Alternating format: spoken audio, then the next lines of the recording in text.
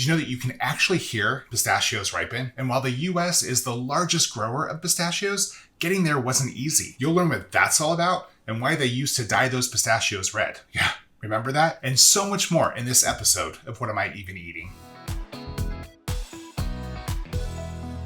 We call pistachios nuts, but botanically speaking, they're a seed. They're considered a culinary nut. Botanical nuts include hazelnuts, chestnuts, and acorns. But why do we even call them pistachios in the first place? We got the word pistachio from the 16th century Italian word pistacchio. Before we began using the Italian word pistachio, we used the Middle English word pistache, which kind of sounds like mustache. Pistache was adopted from the Old French. It was the same word. The Italian word came from the medieval Latin word pistachia. That was influenced by the ancient Greek word pistachion, which came from the Persian word pistake.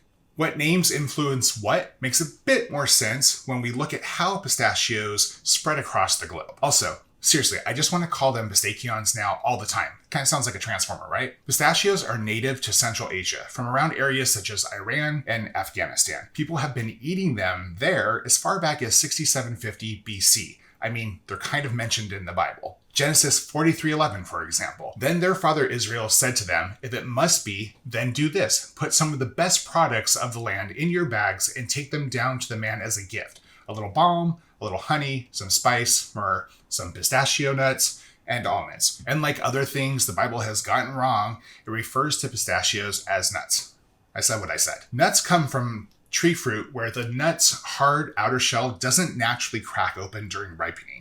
This is what makes a true botanical nut. See, pistachios grow on trees in large grape-like clusters. They start out with a green hull. During the ripening process, that hull turns from green to yellow to red. When ripe, they're ready to harvest. The hull is not only rosy red, but the shell encased within has also split open. And you can hear this happening. I'm not kidding. It happens with an audible pop.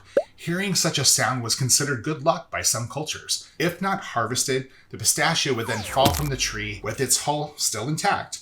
The hull eventually deteriorates, the kernel would germinate, and that's the seed that we eat. And a sprout would form, busting through the hard shell and becoming a tree. Pistachios made their way to Greece thanks to Alexander the Great, invading and conquering parts of Persia around 300 BC, which is why the Greek word was influenced by the Persian word. Just a few hundred years later, Roman Emperor Tiberius introduced the pistachio to both Spain and Italy. The Greek word influenced the Latin word that led to the Italian word. But what really helped pistachios grow in popularity was the rise of Islam in the 600s. That furthered both their cultivation and their trade. Pistachios also grew in popularity during the Middle Ages, probably due to increased trade from the Crusades, but yet remained somewhat of a luxury good until World War II helped even further expand trade routes globally. And now we see pistachios used many foods across the world. They're featured in everything from baklava to biscotti. Pistachio is a popular ice cream and gelato flavor,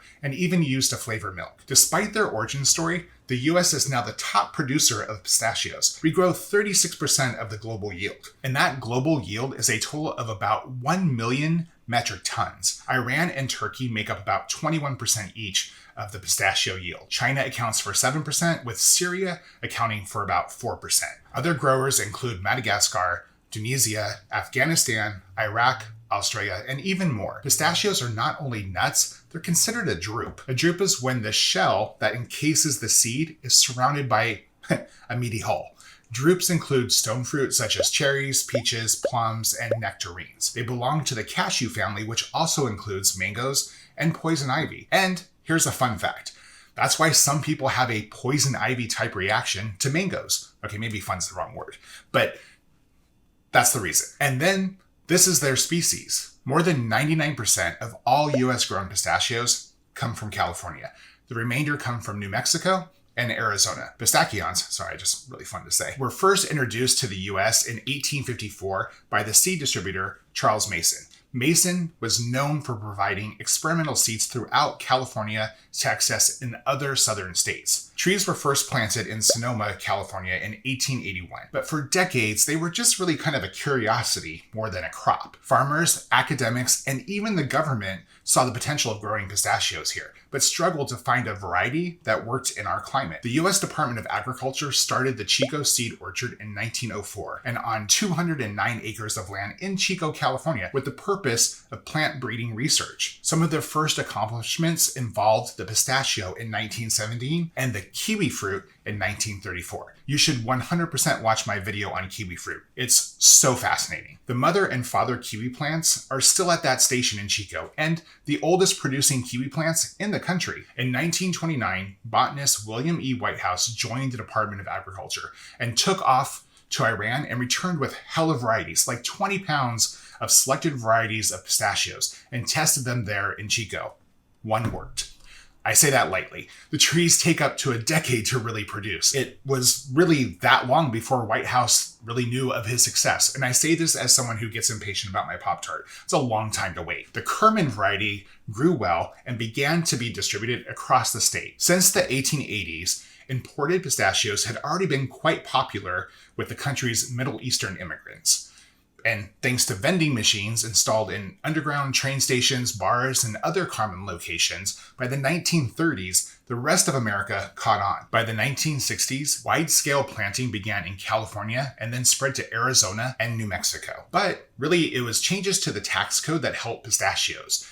It eliminated tax shelters for almonds and citrus fruits, which then encouraged farmers to plant pistachios as they were still eligible for those tax breaks. The first commercial pistachio crop came out of California in 1976. In fact, some of you might remember that pistachios here used to be dyed red. Remember that? This was done by Middle Eastern importers who used the dye to cover up the imperfections in those nuts. It also made the product stand out on the shelves. US producers kind of did it in the beginning, but that sort of phased out in the 1980s. Around the same time, pistachios were being imported from Iran, and then the dyed ones just sort of disappeared altogether. But it was the Iranian Revolution of 1979 that helped American pistachios. The US embargoed pistachios from Iran, and California picked up the slack. As we do. Watch my video on lemons and you'll see exactly what I mean. Most of California's pistachios are grown in the San Joaquin Valley, with Kern, Madera, Fresno, Kings, and Tulare being the biggest producers. There are over 300,000 acres of pistachio farms in California and about 1,000 growers. By 2008, US production rivaled that of Iran, where at the time pistachios were only second to oil and gas as far as exports go. Kerman is the industry standard variety here, but other varieties include Golden Hills, Lost Hills, and the Gumdrop.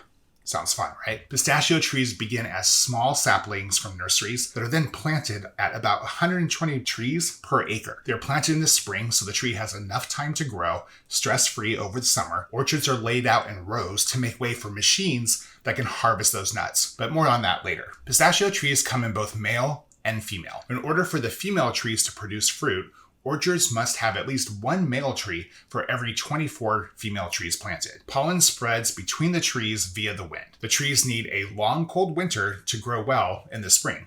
This is the tree's dormant period. It's also when I'm dormant, which usually occurs from December to February. Come March, the flowers begin to bloom and pollination occurs through April. The bud has turned into what will become a nut by May and continues to harden and develop throughout the summer. By late August, the nut splits the shell, but remember, with the hull still intact, you can hear it. Harvest begins late August to September, and pistachios grow in grape-like clusters with about 50 nuts per cluster. The trees don't really begin producing until the 4th year after planting and don't really start to produce a good yield until around the 8th year. By age 15, they have reached full maturity. Remember Whitehouse having to wait to see if his variety worked? That's how long it takes. They can produce fruit for up to 100 years and live to be about 300 years old. Harvesting pistachio requires 2 machines. One is a shaker catcher driving along one row against the trees, shaking them and catching them. There's definitely a Taylor Swift joke in there somewhere. The other machine is a catcher conveyor. It drives along the opposite row, also catching, but in addition funnels the pistachios into bins for processing. Harvest continues through early October. The hulls need to be removed before they discolor the shell. So large grinders are used to detach the hull from the pistachio. The pistachios are then washed, dried, and separated by size. Not all pistachios open naturally, which begs the question, is it now still a nut? Just kidding. But also, you had one job, right? So there's about 10% of the harvested pistachios that are run through a shelling machine because they don't open naturally. Most pistachios these days are shelled, about 83%. The remainder have the shells still on. Pistachios not fit for sale as a whole nut may be made into a paste or an oil or sold for candy and baked goods and other delicious things. And now you know how pistachios got from Asia to California to you. So how do you store these delicious nuts? Well, stored in the pantry, in shell, unopened pistachios will keep for about 6 months. Shelled pistachios for about 3 months, and only a few months once opened if stored in an airtight container in the pantry. If you really want to keep them for a long time, put them in the fridge or the freezer. Unopened or not, shelled or not, they will keep for about a year.